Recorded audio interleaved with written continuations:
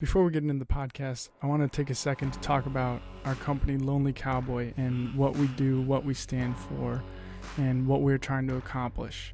More specifically with the Lonely Cowboy Scholarship Fund.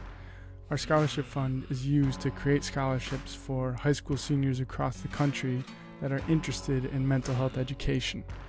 And through the collaborations we do with tattoo artists, as well as the podcast episodes, we hope to normalize the conversation and continue talking about mental health in a fashion that is digestible to everyone. If you're interested in learning more about Lonely Cowboy, you can check out our site, www.lonelycowboyco.com. You'll be able to find the scholarship fund page and the GoFundMe link. I'll put that in the description below, as well as the clothing we produce, as well as some of the past tattoo artist collaborations we've done. Going forward, Lonely Cowboy is going to continue the podcast with tattoo artists and basically anyone who's interested in mental health. I want to thank you guys for listening and supporting. It means the world to me. And without further ado, enjoy this episode of CONVOS with KEEGS.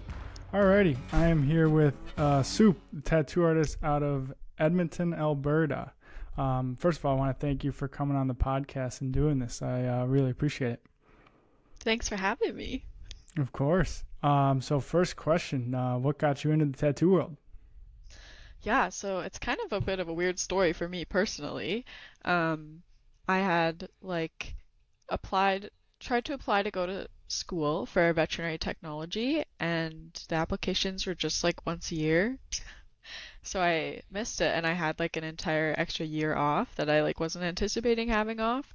And I was trying super hard to get hired at like any minimum wage job in the meantime, with no luck for like 6 months. And then I was like, whatever, I'm giving up. Yeah. I'm good at drawing. I love tattoos. I'm just gonna draw my portfolio and apply at some shops. And I just got really lucky to get in very quickly to one shop. So I started my apprenticeship then, and then yeah.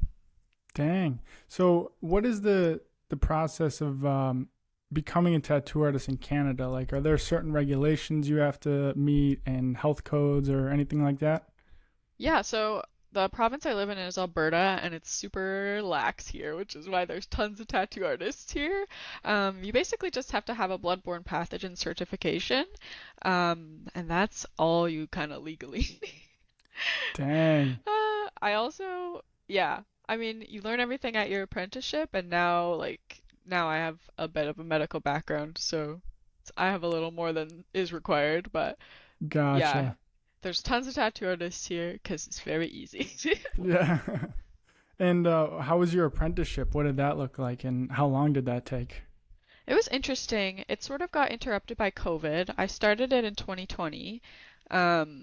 So yeah, it was an interesting experience. There was tons of apprentices at the shop that I worked at, so we were kind of more a little bit left to our own devices. We sort of learned the basics and then just figured it out from there. Yeah, dang. And yeah, it was just a little under a year for me because of COVID. Gotcha.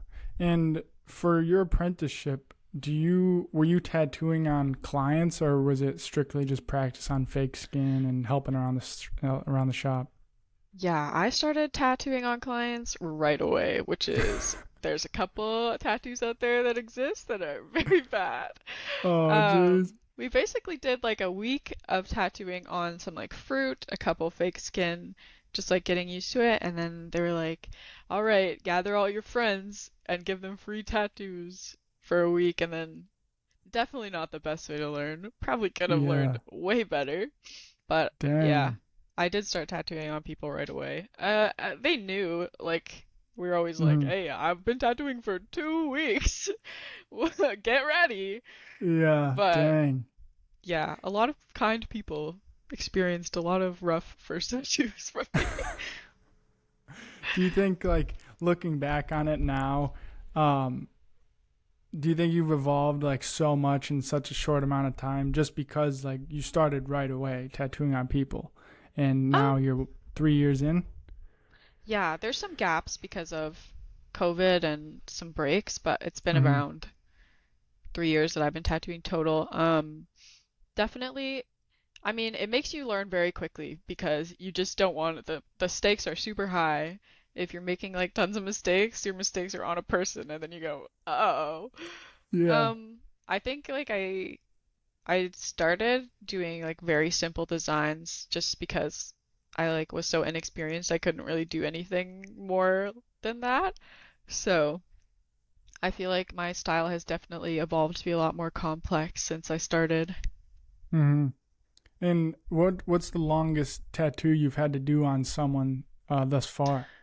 Um, I haven't, I mostly do kind of smaller pieces, so the Hmm. longest is probably like 5 hours, 6 hours. It hasn't really pushed more than that. Some people do like an entire day, and I'm like, Yeah. how are you guys doing that? Yeah. 6 hours. That's still a pretty big piece. Yeah. And sometimes they don't even like take up that much space. It's just like the details. Yeah. Yeah. So, What do you think the most rewarding part of being a tattoo artist has been so far? hmm. I think that I really like talking to everyone. I feel very fortunate that my client like base and the people that come to me are always super, super cool people. I've had like very few bad experiences. Everyone is usually super lovely and super fun to talk to and very interesting. Um, and I think when you get like a good conversation going with someone, it's just so rewarding. Yeah.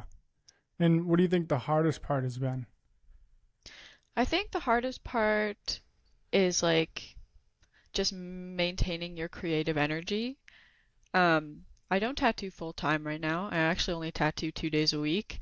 But during my apprenticeship, when I was full time tattooing, it's just like you. I also, when I was full time tattooing, did not do any repeatable like designs, and I also wasn't allowed to say no to anything during my apprenticeship.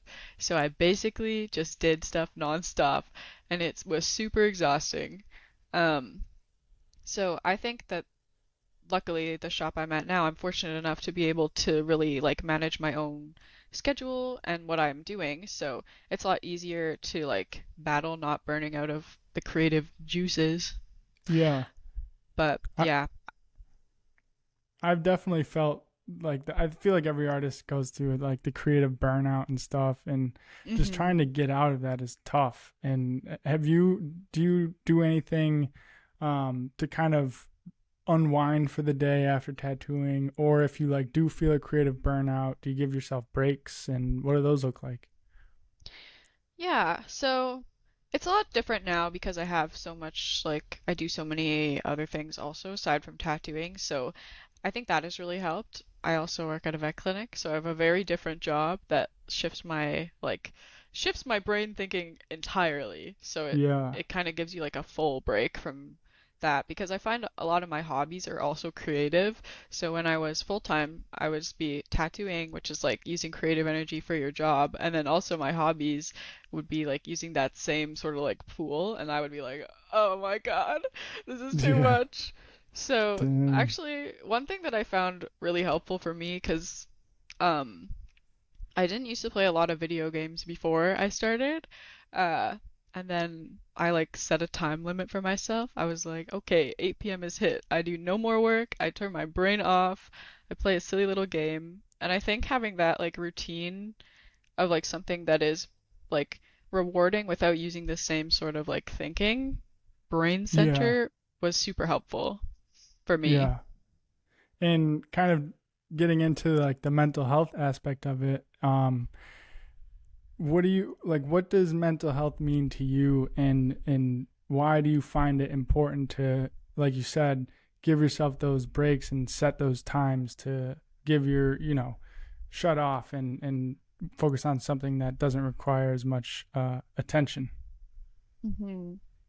Yeah, I think it's super important. I often get overwhelmed very easily, so I have to like super structure how I do things, or else I get lost in the sauce and I'm like, I can't do anything else anymore ever again.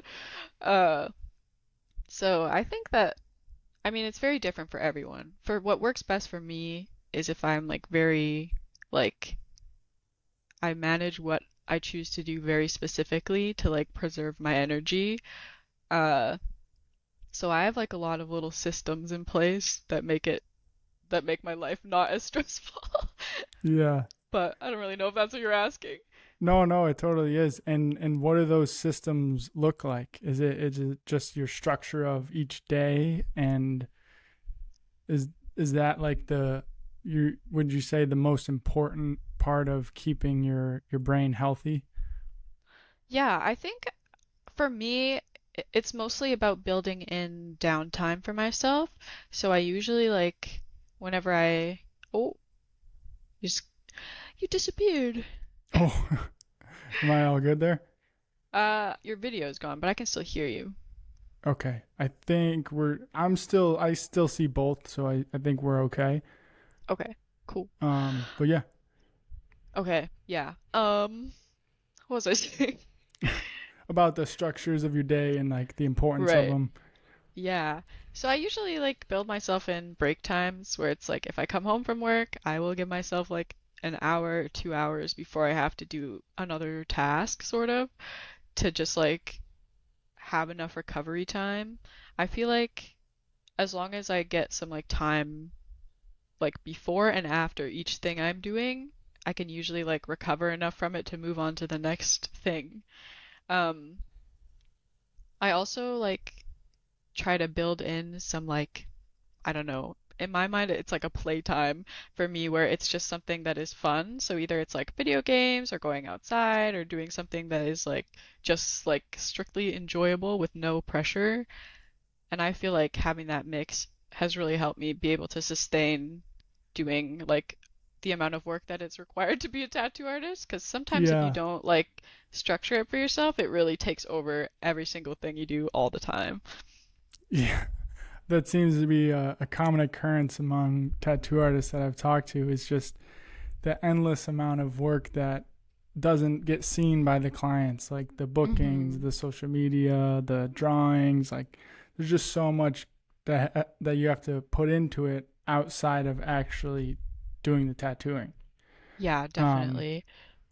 is there any advice you would give to up and coming artists, specifically tattoo artists, or just the next generation in general, about kind of what you were talking about and the importance of taking care of your mental health and setting structures if that's what you need? Hmm. I think it's super important for everyone to be like very strict with their like boundaries for themselves because you can like grind as hard as you can and always be working on like a new social media idea, always looking for what's next, always thinking about how to improve your drawings or what you should do, or like I should draw more, I should practice more, but like I feel like that will just like destroy you very quickly. Yeah, And I feel like if you set aside specific time for yourself where you're like, I would like to like plan out my social media today for this many hours and then I'm stopping. And then I think having that like stop, you're done is really important when you're like running your own.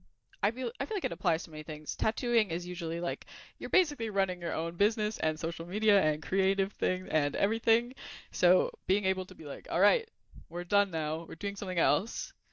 I yeah, think is like the most important, or you will just stay up every night thinking about it, and it will become the only thing you look at, the only thing you think about, the only thing you're doing, and that's yeah. very overwhelming for anyone. It really is, and like I said, that seems to be the main topic of discussion between tattoo artists is just the constant like um, work to it that if you don't give yourself breaks, like you will burn out.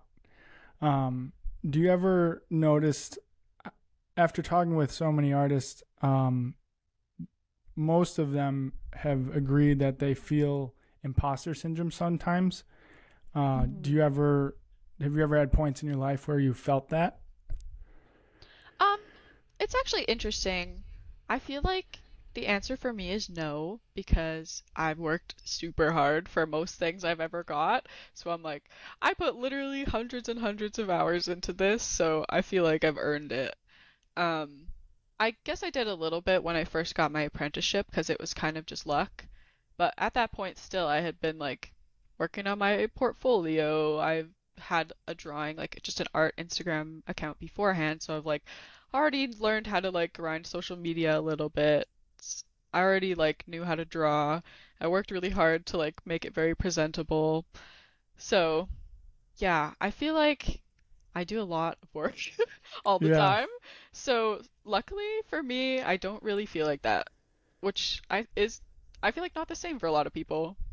Yeah, I mean, most of the artists I've talked to have felt it at one point in their life. I know I've felt it several times where, I also work extremely hard, but there's still moments when I'm like, I don't, the praise that I get for whether it's, X, Y, or Z, Hmm. it doesn't feel like I deserve it. And I'm like, I don't like that. I don't want that. I don't want that Yeah. attention. But at the same time, like you said, if you work hard for it, then you do deserve it. And Hmm. getting past that point is definitely difficult. Um, I'm kind of switching gears a little bit, but I wanted to make sure I asked you because you are based in Canada, and Hmm. it's not too often that I get to uh, pick someone's brain who's not from the US. Hmm. And what are your thoughts about the education system in the US from an outsider's perspective? And do you think, or let's just make it even more general, like, what do you think about the United States in general? That's fair. I have personally very little like actual experience with the States, just like the social media viewpoint of it, so I don't really know. It seems a little chaotic to me. I think Yeah. a lot of things are, I mean, but like every country is going through some shenanigans for Mm, sure all the time. I feel like the States shenanigans are just very public and very displayed to everyone, so everybody gets to be like, aha, what the? But like we have tons of issues in Canada all the time. mm. Very similar, I'm sure. Is there anything specifically with the education system in Canada that you would change? Mm, I think for just like any education system, always, I mean, I'm a bit of a school hater. Yeah, same. I find it very difficult for me personally because I was also a bit of a try-hard. So I basically spend all of my time studying and get like I would just do bad on tests anyways. So it'd be like people are like, "You just have to study," and I'd be like, "I studied for literally 8 hours last night and I've gotten a 60. So now Yeah. what?" And they're like, "Try harder," and I'm like, "There's nothing more than this. This was it." So I think that definitely all sorts of education systems could be more accommodating to things like just like giving people more time to learn, different ways to learn, because not everybody learns the same. I think I'm very good at learning, and I think I'm really super bad at school. Yeah. And so, but yeah, I think that definitely can apply to everyone. I know in Canada, at least, we did not learn fucking anything about the other world's history. They were like, we will learn about Canada only. We didn't even learn geography, actually. So I was Holy like, smokes. where is everything? I learned all my No way. geography from playing GeoGuessr. No way. That's wild. Like from kindergarten. Is it kindergarten there? Yeah, yeah, we learned Canadian geography and like nothing else too specific. I feel like they genuinely were like, Stuff is over there, figure it out." Yeah. And yeah, I don't even honestly remember the Canadian geography that we learned very well. Dang. Have you ever been to the States? I've been to Florida one time when I was like 10 years old, and the most surprising thing to me was that they did not have plum sauce. What is Do you know plum what that is? sauce? No. This is the thing. This is the only thing I know. It's like a sweet and sour sauce type of thing, sort of. Usually with like chicken fingers or chicken tenders in Canada, you get plum sauce as an option, and it's hype and it's epic.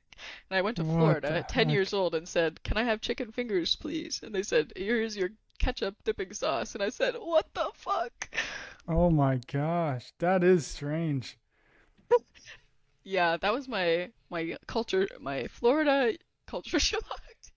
Florida's a weird place in the States. Florida's like, it's like where everyone goes to retire and Hmm. everyone goes for spring break. Yeah, or And Disney other, World. yeah, or Disney World. But other than that, like, it's so hot and muggy there. And, in the next 20 years or so, the natural disasters and the ocean levels are rising so fast that Florida's not going to be existent in 100 years, you know? Yeah, that's Um, crazy. yeah. Are there, going back into the tattoos a little bit, are there any artists that before you got your apprenticeship or whatever that you looked up to in the space or in the industry? Oh, definitely so many. I would remember just like stalking people's like Instagram's pages for like so much, just looking at how amazing all their work was. I think a really big influence on me, I know their Instagram handle is Free Orgy, so is like a million other people's, as they're such a talented, amazing artist. Um, so super inspired by them. Also, something very funny was there's another artist in Edmonton where I live that I was actually super inspired by, who now I work with. Their Instagram is Freak Meets.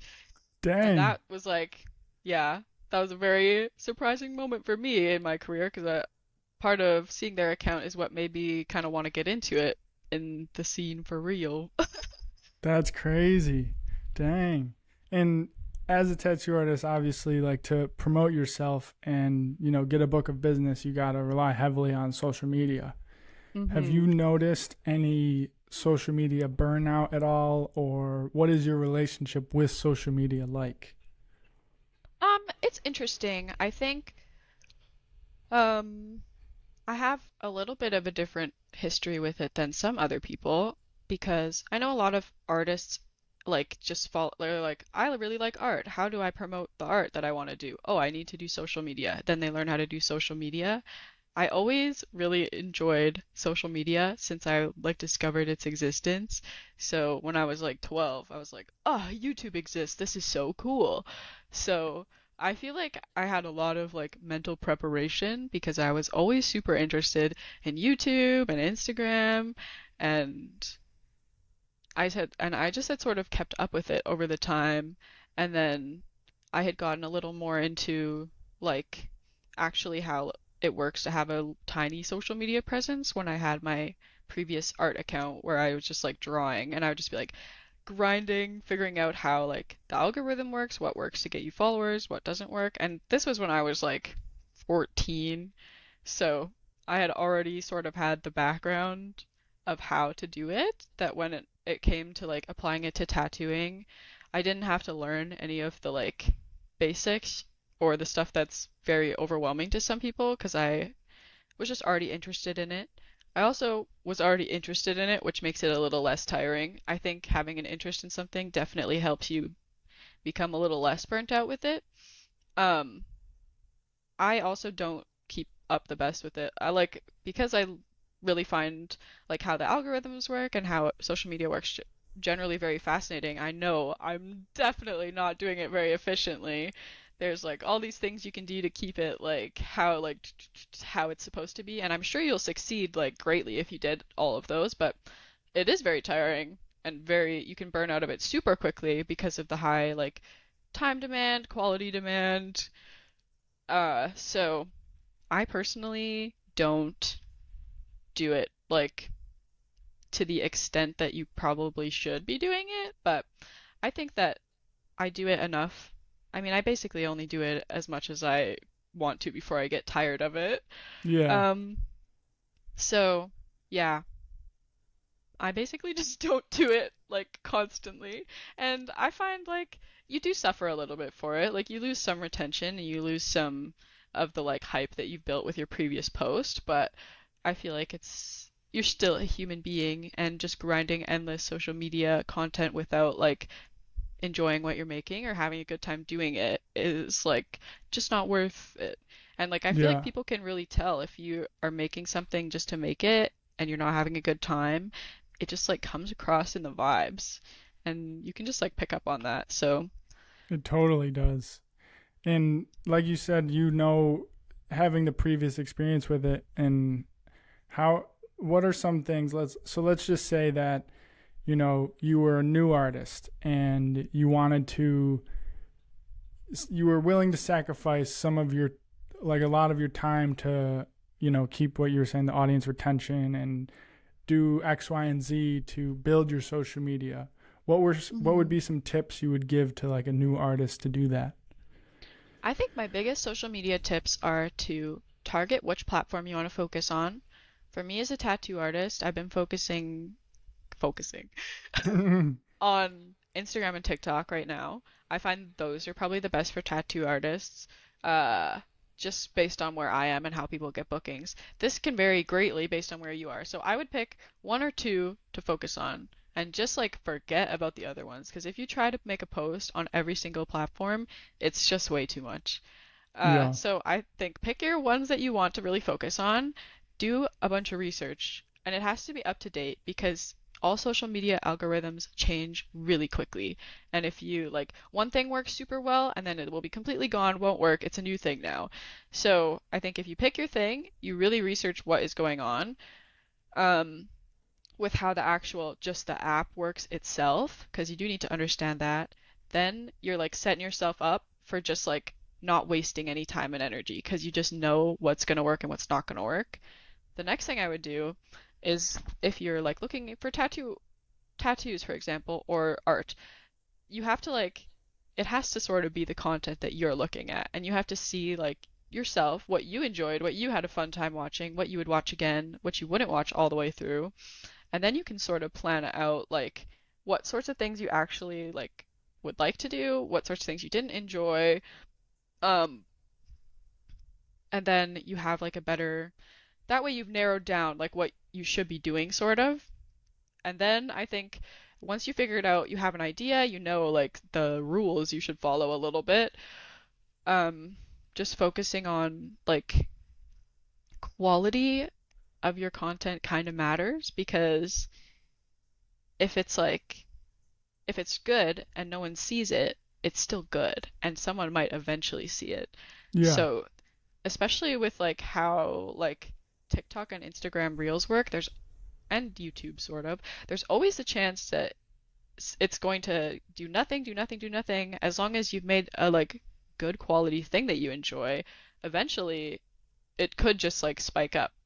And then you don't want to be putting out like low quality, like mid energy content, and then like if it somehow gets pushed by the algorithm, you have it and it's not good. So I think just focusing on making things that are good and like learning about your app specifically is very important. Yeah. Do you think the algorithm right now is catering toward the more like personal feel, so like iPhone shot videos, as opposed to, let's just say someone they're trying to make a specific reel or something, and they use like a high Hmm. quality camera, even if it's, iPhones now, the cameras are great, but then they Hmm. bring it to Adobe Premiere or DaVinci and they edit it to make it look amazing. Do you think the video that someone just records on their phone and posts in a matter of 2 minutes will still do better than the one that has 5 hours of work into it, just Yeah, because of the attention? I think that people like things that are very genuine, and when you have a really high production value, it often takes away from the genuine feeling. So you can definitely maintain the genuine feeling with high production, but it's like not as important as to what people are drawn to most of the time. And a lot of the only important thing quality wise, I'm gonna say is I have kind of shitty lighting, is lighting. Yeah, I do too. Um, I have shitty lighting right now too. Yeah. 'Cause yeah, as long as whatever you're filming or taking a picture of is clear and easy to see, that's usually the only like mechanical thing that really has an impact. If you are having really shitty lighting, then it does actually like impact that like piece of whatever you're making. But um, I think as long as whatever you're doing is clear, you can see it, and this can be super easy. Like even just like filming by a window, like putting a lamp. I used to just have like an IKEA lamp and I would just point it at things. Um, so just like, yeah, I definitely don't think that high production value matters, and you can definitely make tons of things with just what you have that will do equally or better than people who have an expensive camera or fancy setup or they did all this editing.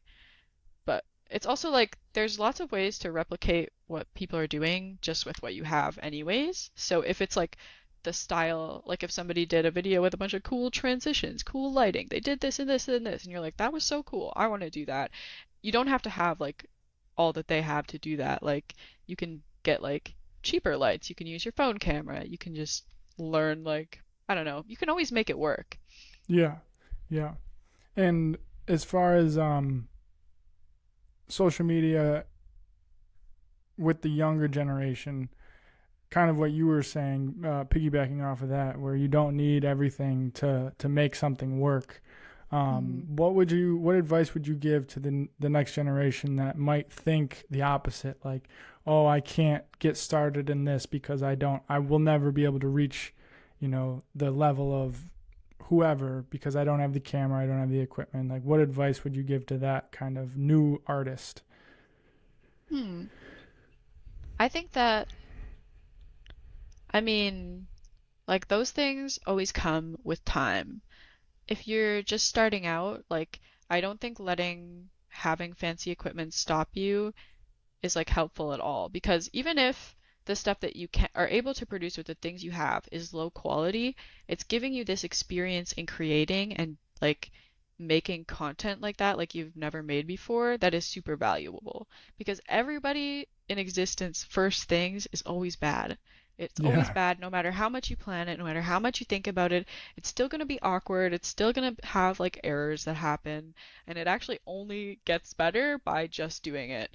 So even if you're just doing it with whatever like shitty things you have, knowing like having had the experience of recording something, of editing it, of putting it together, of doing this, of even just like thinking about how you could like, oh, I'm drawing something that I like. How could I record it potentially to make it look cool? Like building up those base skills and then eventually maybe you buy something like a nice camera or you buy better lights. Like it just all comes together way better and it's never the equipment that make it good. It's always people that have been doing it for a long time. They've already worked out the kinks in their mind. They've like done things wrong. They've figured everything out already. So I really think it's just about like you just gotta do it. yeah, yeah. And I remember a little bit earlier you mentioned that previous to being a tattoo artist, you had an art account and you were doing other art. Are you hmm still doing different forms of art outside of tattooing? I haven't really, mostly just because I don't have very much free time.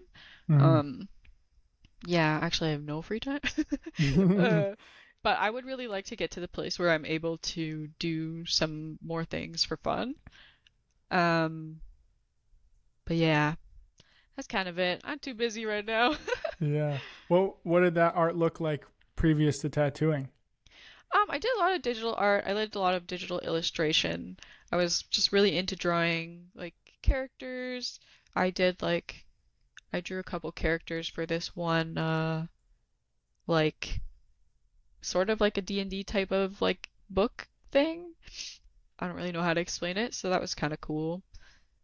Yeah, mostly just like drawing for fun, painting for fun. Yeah, gotcha. I asked this question to an artist I interviewed a few days ago, and I thought it was interesting on her answer. Um, if you could tattoo anybody in the world, who would you want to tattoo, and what would the design be? Oh God, it's a good question. I have to think about it. Yeah, yeah, it is Um, tough. Like it's because I've thought about it too, hmm. and I don't know. I don't know my answer. Hmm. Could be anyone in the world. There's so many funny answers to this. I know. I I actually think don't know.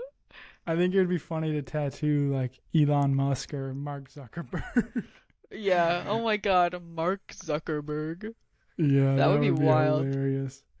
Um, Speaking of this, just brought to my head because of those two guys, and I'm actually reading one of his books, and he's from Canada. Do you know who Jordan Peterson is? Oh God. What are your thoughts and opinions on him?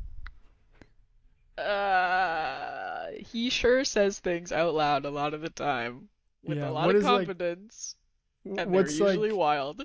yeah, and is he pretty well known in Canada? Yeah, especially where I'm from.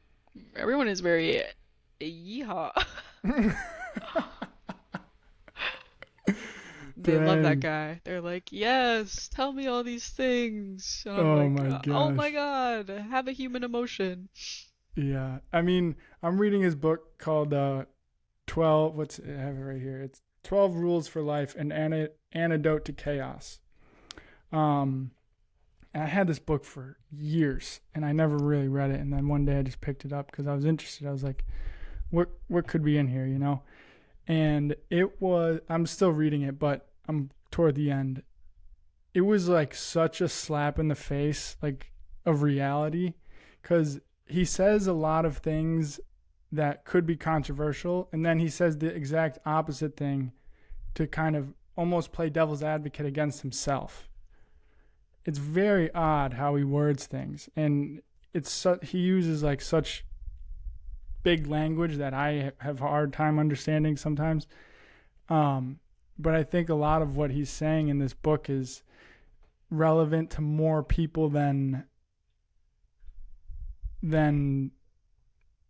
I guess I'd give. How do I word this? Like people that don't like him, I think would appreciate him more if they read this book. They would get a different perspective than what you see on like the clips on YouTube or Instagram, or the lectures on you, whatever. It's just a different side of him that I was blown away by. That's interesting. I feel like he generally just like contradicts himself and talks in a lot of circles to like cover up more hateful sorts of ways of thinking. So I feel like it's easy to like get pulled into what he's saying and not like be like, oh, your underlying meaning is kind of misogynistic or you're just kind of being an asshole. So I think that he's good at speaking, but I think that he often uses his talent speaking to cover up like the message he's sending. Yeah, yeah. I would recommend reading that book just because I know what you're saying. And like previous to reading it, I had those skeptics. I'm very skeptical of everyone. Like whatever it's, a controversial person on over here, over there. I don't like to kind of put all of my eggs in one basket on my opinions of them because I don't know them completely, right? But after reading this, I feel like my perception of him has changed more to like he was a very broken human at one point, and he still is. Like you can feel it in his words that he's hurting in some way, but he's also trying to help the hurting people. I don't know if any of that made sense, but it's an interesting book. I recommend it. Maybe it would change the perception of him. Maybe not. Who knows? Are there any people that you look up to that aren't tattoo artists? Maybe motivational speakers or just other artists that don't do tattoos that you pull influence from? Um, I feel like I don't really have any like specific people that I super look up to anymore. I feel like when I was younger, I mean, when you're younger, you're always really interested in whoever you find cool. Um, I think I mostly just enjoy like people who put their main focus on like kindness and helping people and being very understanding. Um, yeah, I don't know. I've So, like would you say like social workers almost, like therapists, like this, the kind of empathetic type of person? Um, I mean, those people are definitely great, but not necessarily. I think like I think it's really important to look up to and enjoy anyone who brings you a lot of joy and is like bringing positivity to your life and is making you feel happy and like you don't have to pretend to be something that you aren't. So, I mean, personally for me, I often find a lot of enjoyment from like just media in general, whether that be like people like it can be like social media people you enjoy who you look up to, um like books, movies, anything that's giving you like, oh, like this is like improving my life. I feel like it's super easy to get like sucked into the like, oh, this person's so motivational, they're so productive, they need to I could learn how to grind like them, I could do like this and they're so smart, they're like making such good business maneuvers. But I feel like that like way of thinking just like drags you into like a little bit of an insane burnout. So for me, recently, what I've been looking, I've in my life, I've been looking for things that like are just like enjoyable and aren't so focused on like the pressure to for success and like to always be like, I mean, not always be like bettering yourself is a bad thing, but just like things that make you, Like not taking life so seriously. yeah. I feel like Yeah. there's so many serious things, so many things you have to worry about in a day that like having your hobbies or extra things that you like look up, people who you look up to, things that you want to watch, having them also be like negative or stressful, just like really adds to your like mental load unnecessarily. Yeah. So basically you're trying to, at least correct me if I'm wrong, but you're trying to consume things and surround your attention around non-stressful things because there's already so much of that in the world that you'd rather focus on things that don't bring as much stress. Yeah, I think so. Yeah. I think that's I wish I kind of came to that realization when I was a little bit younger. And still now, I still think I do stress about, hardships and just negative things a little bit too much. So I guess Hmm. I'm kind of in the same boat as you, as trying to limit the stressful consumption and whatever that may be, and look more toward like, life isn't so serious. Um, Yeah, I definitely used to be a very like stressful consumer of things. I would like look at every world event that was happening. I had to like know everything that was going on all the time, and it made me so anxious all the time. And I mhm. like could never tear my eye away from the doom scrolling. If something bad was happening, I had to know about it. If any person was bad, I had to know about it.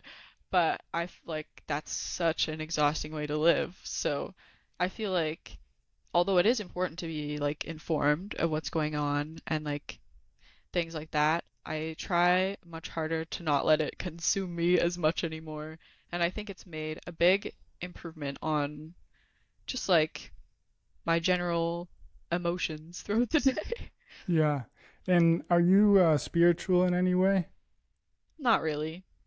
No. Have you ever watched The Office? I have only watched a couple random episodes. Do you know Dwight? Hmm. So he went on a podcast. I forget which one. But they were talking about like spirituality and mental health, and how to go about this life. And he said something super interesting.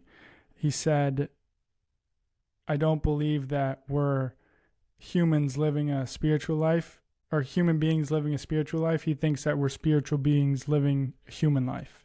Hmm. And I would consider myself spiritual, and I have this theory that um, spirituality will only come, like, a person who isn't spiritual. What is that called? Atheism or something. Um, I remember this war veteran was talking about it. He said, I never believed in God until I was in the middle of war. And then once you're in the middle of war, you start praying. Um, so I think like it's almost a blessing to not have to be spiritual and to not have, that belief in something, whether it's real or not. There's really no way to prove it. But I just think it's super interesting when, hearing war veterans say like they don't believe in God until they're about to die. And then once they're about to die, they start praying. Do you think that like religion, at least in my eyes, it kind of separates people more than it brings people together? And I don't know if that's just more in the States, or is there any like prominent religion in Canada that separates? Sorry, you just cut out a little bit.